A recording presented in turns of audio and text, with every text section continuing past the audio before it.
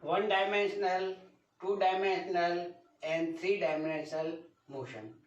Now we have studied one dimensional motion, means motion on a straight line.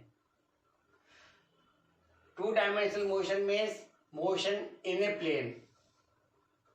And three dimensional motion means the motion in the space. The motion of the train on the track is a one dimensional motion. The motion of an ant on the floor is two dimensional motion. It can go x side, y side. And the bird which is flying or aeroplane which is flying, it has called three dimensional motion because its x, y, z, all the three are changing. So when one coordinate changing, then it is a one dimensional. When two coordinates are changing, it is two dimensional, and when three coordinates are changing, it is a three dimensional. Now coordinates are x, y and z as we know.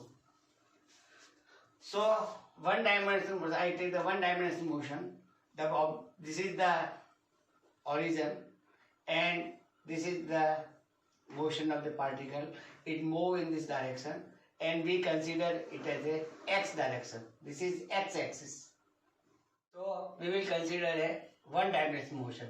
One dimensional motion is a straight line motion. And suppose we consider this x axis and this is the origin and the object move from O to A and this distance is x. So it will be x distance in the x direction. Similarly, it can go in the y direction. This is the y direction and it go to OB and OB is equal to phi. It can go in the z direction and this is OC is z. This distance is z. So now how to write the vector OA, OB and OC? Now we know that the unit vector in the x direction is I cap. I cap is unit vector.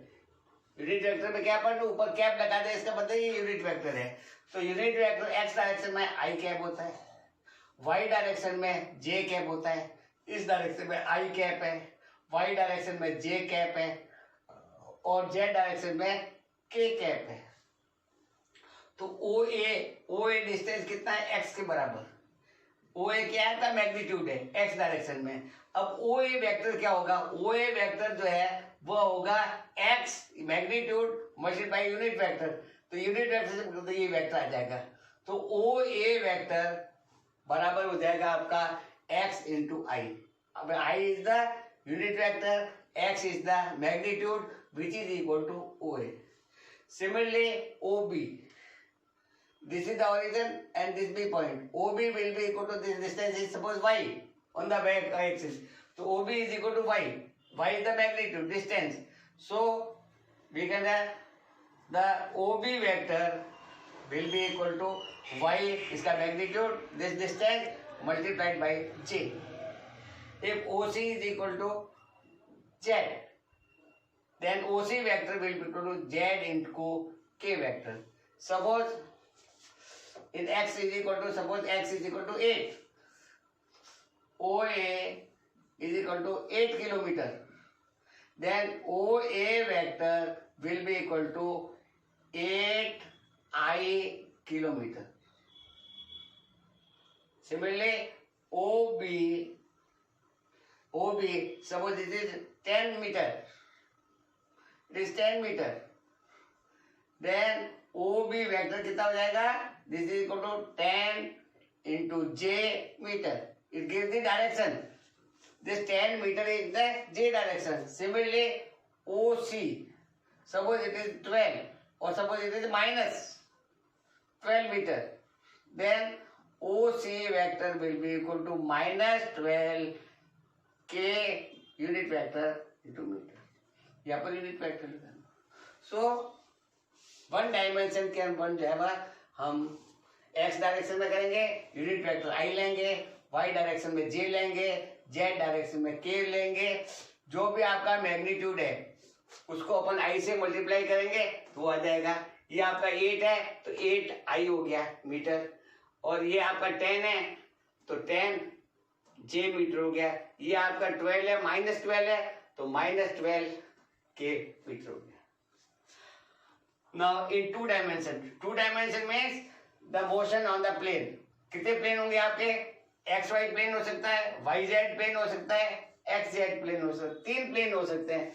3 plane के अंदर जो motion होगा, एक इसमें होगा, ये भी 2 dimensional है, ये 2 डायमेंशनल है, ये 3 डायमेंशनल है। जैसे आपका कमरे का है, कमरे का एक जो है फर्श को जो है वो XY मान लो और दीवार को आप Z एक्सिस मान लो, तो आपका फर्स्ट का XY हो गया, दूसरा XZ हो गया, तीसरा YZ हो गया। तो अपन यदि XY प्लेन लेते हैं तो ये आपका X एक्सिस है, ये Y एक्सिस है, तो ये प्लेन क्या हो गया आपका? XY प्लेन हो गया आपका। ये 2 डायमेंशन हो गया, यानी 2 कोऑर्डिनेट चेंज हो रहे हैं, X और Y। यहाँ पर या तो X चेंज हो रहा है, YZ हो रहा है, चेंज हो रहा है। 1 डायमेंशन में केवल एक ही कोऑर्डिनेट चेंज हो रहा था, चाहे X होगा, चाहे Y होगा, चाहे Z होगा।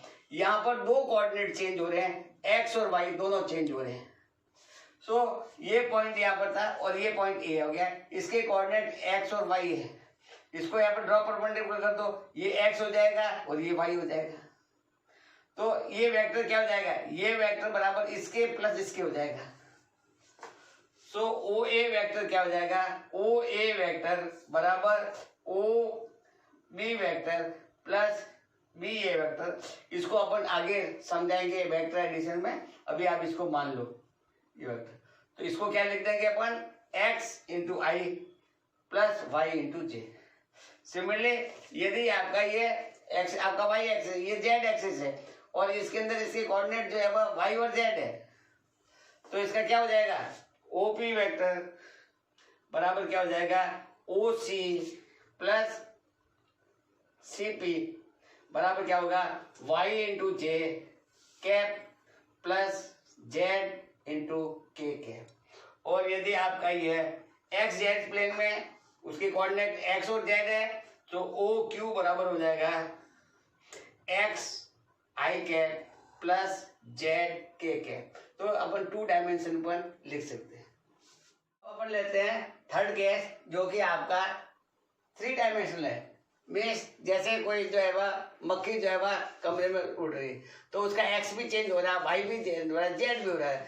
तो किसी टाइम के ऊपर उसकी पोजीशन के कोऑर्डिनेट जो है X Y Z थे, तो इसका हम वेक्टर OP लिख सकते हैं। OP बराबर X into I, Y into Z and Z into K।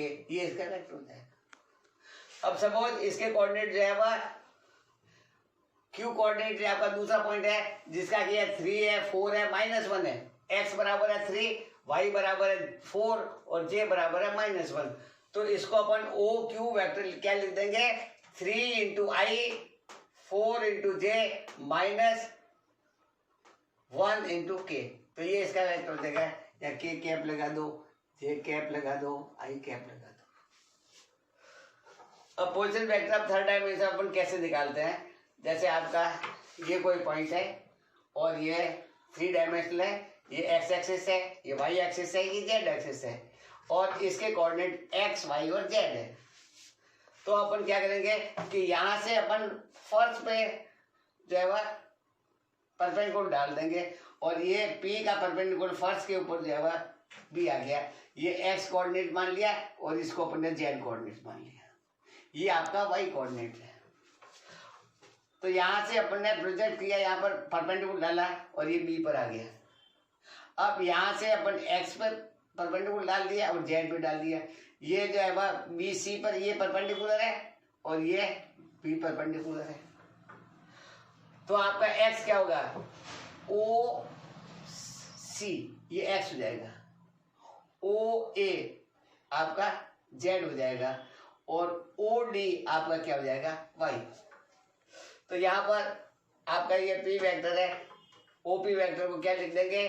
Coordinate X है, Y है और Z है, तो XI plus YZ plus Z के इसको अपन लिख सकते हैं। अब OC बराबर X, ये आपका है OC, ये X के बराबर है। तो ओसी वेक्टर क्या बराबर हो जाएगा, एक्स इंटू आई कैप। इसी तरह से पीबी, पीबी ये पीबी और ये बराबर, ये दोनों वाई के बराबर है, सो पीबी ये वाई के बराबर है। सो ओडी, ओडी को अपन क्या लिखते हैं, ओडी वेक्टर को लिख सकते हैं वाई इंटू जे कैप। इसी तरह से जो है ओ ए, ये ओ ए यहाँ पर जेड डायरेक्शन है और ये जेड के बराबर है, तो ये ओ ए वेक्टर क्या हो जाएगा, जेड इंटू के यूनिट वेक्टर। ठीक है, तो इस पूरे वेक्टर को क्या लिख देंगे अपन, ये पूरा वेक्टर आपका ये हो गया ओ पी वेक्टर बराबर एक्स आई प्लस वाई जे प्लस जेड के।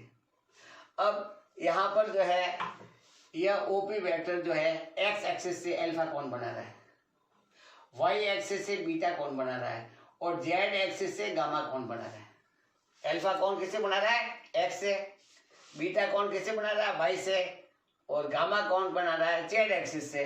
तो हम यहाँ पे लिखते हैं डायरेक्शन कोसाइन जो है वह क्या लिखेंगे, OP makes an angle, OP makes an angle, ये ओपी आपका हो गया angle with X axis alpha, OP makes angle Y axis beta and Z axis gamma. So X बराबर क्या होगा आपका, ये आपका ओपी आर के बराबर है, ये ओपी आर के बराबर है, आर वेक्टर, इसको अपने परपेंडिकुलर डाला है, ये आपका हो गया एक्स। तो अपन क्या लिखे, कॉस एल्फा बराबर क्या हो जाएगा, कॉस एल्फा बराबर बेस बटा हाइपोटेन्यूज, कॉस एल्फा बराबर क्या हो जाएगा, ओसी बटा ओपी। ओसी किसके बराबर है, एक्स के बराबर, और ये किसके आर, एक्स बटा आर। सो एक्स बराबर क्या होगा, आर कॉस एल्फा। तो एक्स बराबर क्या होगा, और क्या होगा। इसी तरह से वाई बराबर क्या होगा, आर कॉस बीटा, ये बीटा एंगल से वाई बन रहा है, जेड गामा बना रहा है, तो जेड बराबर क्या होगा, R cos gamma. So cos alpha, cos beta, cos gamma जो है इनको अपन डायरेक्शन कोसाइन कहते हैं, they are known as direction cosine. अब इनको अपन स्क्वायर करके ऐड कर लो, X square plus Y square plus Z square, कितना हो गया, X square plus Y square, क्या गया, R square cos square alpha, R square sine square beta cos square beta plus R square cos square gamma. R square को common ले लिया तो cos square alpha cos square beta X square plus Y square Z R square के बराबर होगा, are square cancel हो जाएगा, 1 आ जाएगा। So cos square alpha plus cos square beta plus cos square gamma is equal to 1। तो direction cosine के जो स्क्वायर का जो सम है वो 1 के बराबर होगा।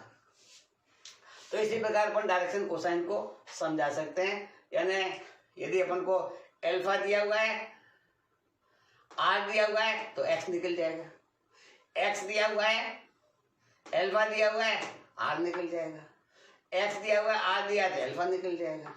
तो अपन इस रिलेशन से निकाल सकते हैं। अब डिस्प्लेसमेंट क्या होगा, डिस्प्लेसमेंट का मतलब क्या है कि एक आदमी की पोजीशन जो है चेंज होगी। जैसे आपका इनिशियल आदमी यहाँ पर था, ए पॉइंट पर था, ए का ये वेक्टर जो है r1 वेक्टर है, यानी O A is equal to O A is equal to r1 vector, और ये यहां से यहां पर आ गया, ओ ए से बी तक आ गया, और बी का जो है वेक्टर ओ बी वेक्टर बराबर r2 वेक्टर के। तो इसका डिस्प्लेसमेंट क्या हुआ, ये आदमी यहाँ आकर के यहाँ नहीं गया, ये यहाँ से आया, डिस्प्लेसमेंट क्या होगा, मिनिमम डिस्टेंस। मिनिमम डिस्टेंस क्या हो गया, ए से बी, ए बी वेक्टर। तो अपन ये वेक्टर एडिशन अभी आगे करेंगे अपन, तो उसी तभी आप इसी को मान लो कि r2 वेक्टर, ये r2 वेक्टर ये बराबर क्या होगा, इस वेक्टर और इस वेक्टर के बराबर हो जाएगा। आप इसको एक साइकिल में लें, ये एक और ये एक ही ऑर्डर में है, तो इनका सम इसके बराबर होगा, जो कि इसके अपोजिट डायरेक्शन में होगा। इसका ये डायरेक्शन है, इसका डायरेक्शन है, इसका ये डायरेक्शन है, इसका अपोजिट डायरेक्शन है, तो ओ बी बराबर क्या हो जाएगा, दिस प्लस दिस। सो हम क्या लिख सकते हैं, O B vector O B vector बराबर क्या हो जाएगा, R O A vector plus A B vector. So A B ये क्या है आपका R2, ये कितना है R1, ये बराबर है ए बी वेक्टर डिस्प्लेसमेंट। तो डिस्प्लेसमेंट डी वेक्टर डाल दो, ये बराबर है ए बी वेक्टर, ये किसके बराबर हो जाएगा R2 vector minus R1 vector. तो अपन डिस्प्लेसमेंट निकाल सकते हैं। तो डिस्प्लेसमेंट क्या हो जाएगा,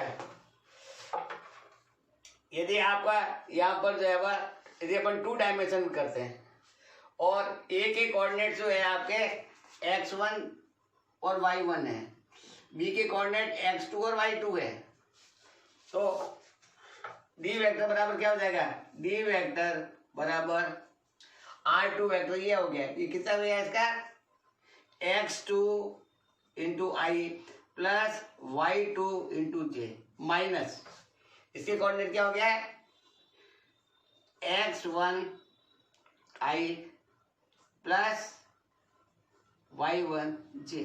तो ये बराबर क्या हो जाएगा x2 minus x1 into I plus y2 minus y1 into J. 2 dimension इस तरह लिख सकते हैं। तो अपन डिस्प्लेसमेंट क्या है, डिस्प्लेसमेंट का एक मिनिमम डिस्टेंस होगा और ये इनके वेक्टर के डिफरेंस के बराबर होगा। कोऑर्डिनेट में लिखेंगे तो ऐसे अपन लिख सकते हैं, पोजीशन ऑफ वेक्टर और एडिशन ऑफ वेक्टर। देखो मैंने पहले आपको बताया कि एडिशन वेक्टर का अलग होगा और स्केलर क्वांटिटी का अलग होगा। वेक्टर क्वांटिटी का एडिशन हमेशा एक वेक्टर क्वांटिटी ही आएगा। तो वेक्टर और एडिशन और इसके अंदर डायरेक्शन चाहिए, जबकि स्केलर में कोई डायरेक्शन नहीं चाहिए, केवल आपको एल्जेब्रिकल ऐड करना है या घटाना है। तो यहाँ पर वेक्टर एडिशन में क्या होगा, the vector should be homogeneous. Homogeneous का मतलब दोनों जिसको ऐड हो रहे हैं दोनों एक से होने चाहिए। ये वेलोसिटी एक की v1 है दूसरे की v2, इसको ऐड कर सकते हैं।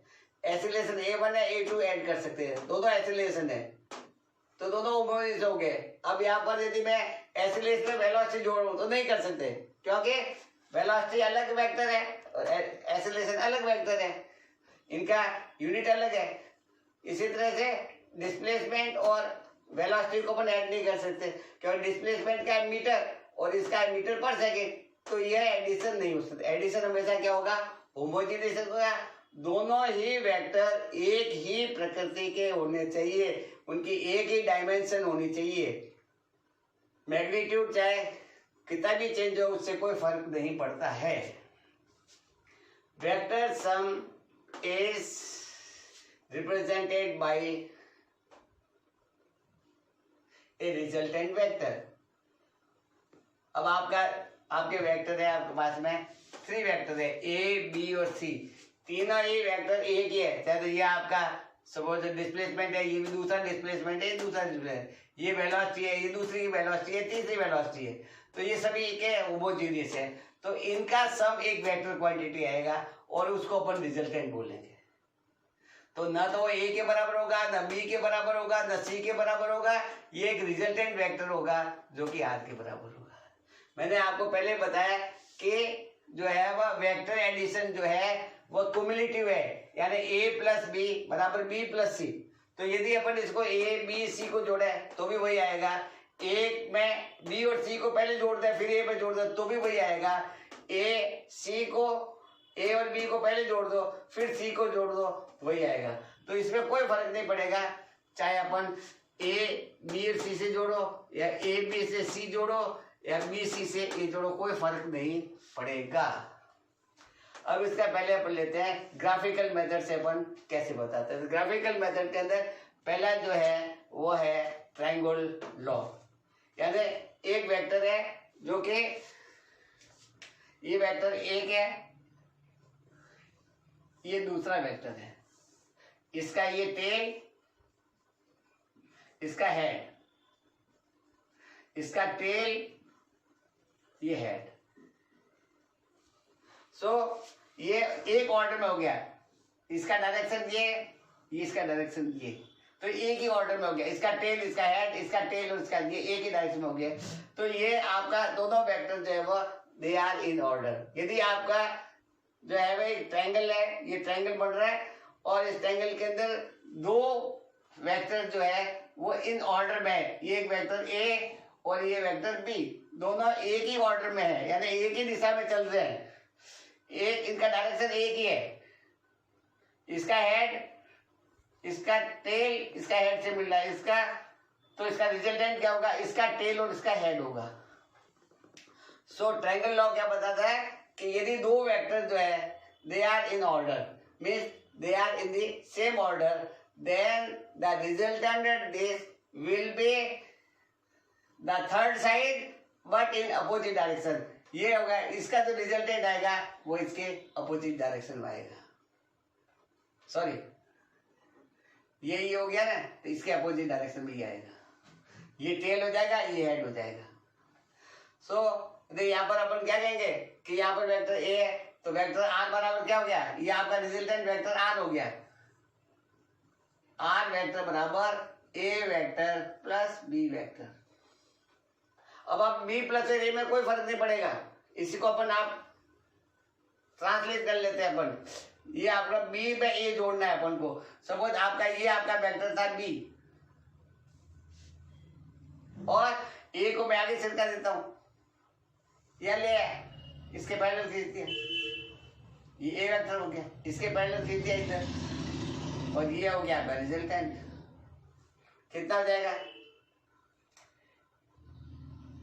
ये ऑर्डर में आ गया, ये सी वेक्टर हो गया, ये आर वेक्टर हो गया, R vector will equal to B plus A. या एक ही डायग्राम बनाना है तो अपन एक ही डायग्राम में बता सकते हैं। ये आपका ए वेक्टर है, ये बी वेक्टर है और ये आपने निकाल दिया आर वेक्टर जो कि ए प्लस बी के बराबर हो गया। अब मैं क्या करता हूं, इसके पैरेलल यहां खींच देता हूं वेक्टर, इसके पैरेलल ये खींच देता हूं, तो ये वेक्टर क्या हो गया, बी वेक्टर, ये वेक्टर क्या हो गया, ए वेक्टर। अब मैं यहां से चला, इनका ऑर्डर सेम, ये रिवर्स ऑर्डर में, तो ये क्या हो जाएगा, आर बराबर बी प्लस ए। तो ए प्लस बी बराबर क्या हो गया, ए प्लस बी वेक्टर बराबर बी प्लस ए वेक्टर बराबर आर। दोनों सेम आएंगे, दोनों ये के ये आएंगे, तो ऑर्डर में कोई फर्क नहीं पड़ेगा। तो ट्रायंगल लॉ ये इंपॉर्टेंट लॉ है जिसको बार बार यूज होगा। ट्रायंगल लॉ क्या कहता है कि यदि दो वेक्टर इन सेम ऑर्डर में है तो इसका रिजल्टेंट ट्रायंगल की थर्ड साइड होगी जो कि जिसकी दिशा इसके उल्टी होगी।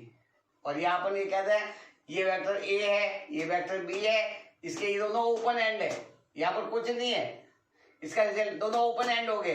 तो इन ओपन एंड को जोड़ दो आप, इन दोनों ओपन एंड को जोड़ दो और इसका डायरेक्शन इसका उल्टा कर दो, वो रिजल्टेंट हो जाएगा। तो ये आपका है ग्राफिकल मेथड से अपन सम ऑफ द वेक्टर्स निकाल सकते हैं। दूसरा आपका पैरेललोग्राम लॉ, यानी आपका यहाँ पर तो ये दोनों वेक्टर अलग अलग थे, ये वेक्टर इधर था, ये वेक्टर ये अलग था। अब यदि यहाँ पर इसका पॉइंट अलग है, अब इन दोनों का पॉइंट एक ही है, इनका पॉइंट पोजीशन एक ही है, ये आपका ए वेक्टर है और ये बी वेक्टर है, दोनों का पॉइंट सेम है। तो यहाँ अपन क्या कहेंगे, ये वेक्टर ए, ये वेक्टर आपका बी, दोनों देगा। इसका रिजल्टेंट निकालना है तो इसके पैरेलल अपने ये खींच लिया, तो ये बी वेक्टर हो गया, और इसके पैरेलल ये खींच दिया, ये ए वेक्टर हो गया। ये इसके पैरेलल है, ये इसके बराबर है, ये इसके बराबर है, तो ये बी वेक्टर हो गया, ए वेक्टर हो गया। अब ट्रायंगल लॉ लगा दो, क्या जाएगा, ये आपका दोनों ऑर्डर में आ गए, तो ओ सी बराबर क्या हो जाएगा, ओ ए प्लस ओ बी। इसी तरह से इस ट्रायंगल में लेंगे तो क्या हो जाएगा, आर बराबर क्या हो जाएगा, बराबर बी प्लस ए। तो अपन क्या कहेंगे, पैरेललोग्राम क्या कहते हैं कि यदि जो है वह पैरेललोग्राम की दो साइड वेक्टर को रिप्रेजेंट करती है तो उस पैरेललोग्राम का डायगोनल, ये हो गया आपका डायगोनल, डायगोनल रिजल्टेंट वेक्टर होगा। यहाँ पर डायगोनल वाला सिस्टम नहीं है, यहाँ पर दोनों वेक्टर आपके अलग अलग है, दोनों एक पॉइंट से स्टार्ट नहीं हो रहे हैं, यहाँ पर दोनों एक ही पॉइंट से स्टार्ट हो रहे हैं। तो यदि दो वेक्टर्स जो है वह पैरेललोग्राम के साइड को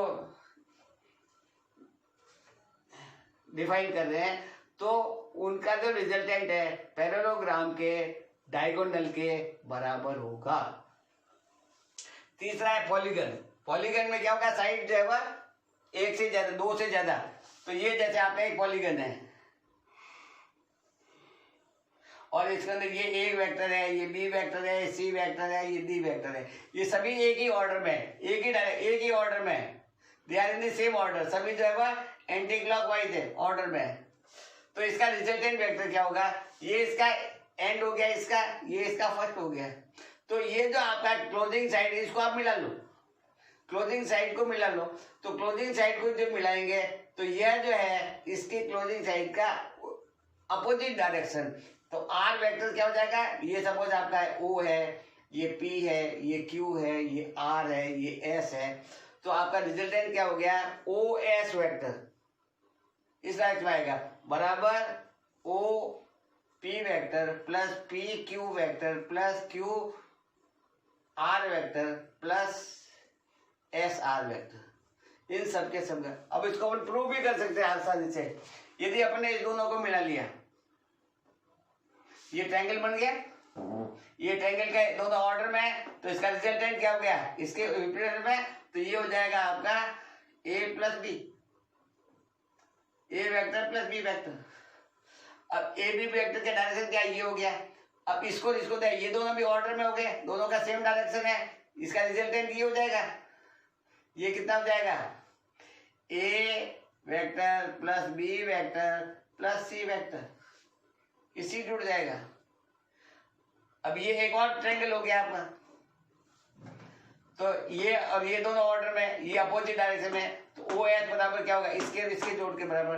तो ये क्या हो जाएगा, ओ एच बराबर क्या हो जाएगा, O S will be equal to R will be equal to P vector A vector plus B vector plus C vector plus D vector. तो इस प्रकार अपन पॉलीगन में कर सकते हैं। तो ये अपन को बहुत जगह यूज आएगा कि अपन को ग्राफिकल मेथड से करना है। तो ट्रायंगल लॉ में क्या होगा, एक बार फिर समझ लो। ट्रायंगल लॉ के अंदर जो है, यदि दो वेक्टर जिनका सम करना है वो सेम ऑर्डर में है, तो उसका रिजल्टेंट वेक्टर जो है वह थर्ड साइड के बराबर होगा, परंतु उसका ऑर्डर अपोजिट डायरेक्शन में होगा।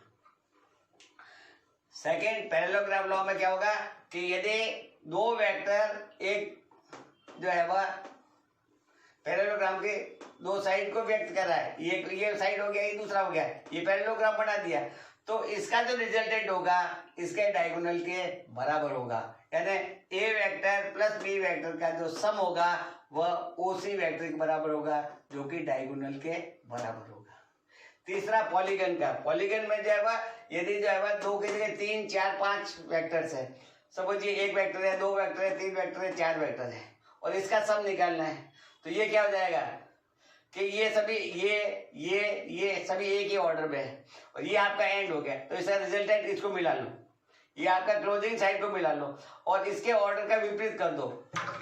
ये ऑर्डर आ रहा था यो, इसका कर दो उल्टा, तो ओ एस बराबर क्या हो जाएगा, इस वेक्टर प्लस इस वेक्टर प्लस इस वेक्टर के। तो इस प्रकार अपन जो है वह ग्राफिकल मेथड से हम वेक्टर का एडिशन ज्ञात कर सकते हैं, चाहे अपन ट्रायंगल लॉ से करें, चाहे अपन पैरेललोग्राम से करें, चाहे पॉलीगन से। ये कब होगा, जबकि दोनों वेक्टर का पॉइंट ऑफ ओरिजिन सेम नहीं है। यहाँ पर सबका पॉइंट ऑफ ओरिजिन सेम है, यहाँ पर पॉइंट ऑफ ओरिजिन डिफरेंट है, पर साइकिल एक ही में है, तो अपन इसका वेक्टर सम ज्ञात कर सकते हैं। तो इसके ऑर्डर के विपरीत डायरेक्शन में होगा और ये डायरेक्शन आ जाएगी।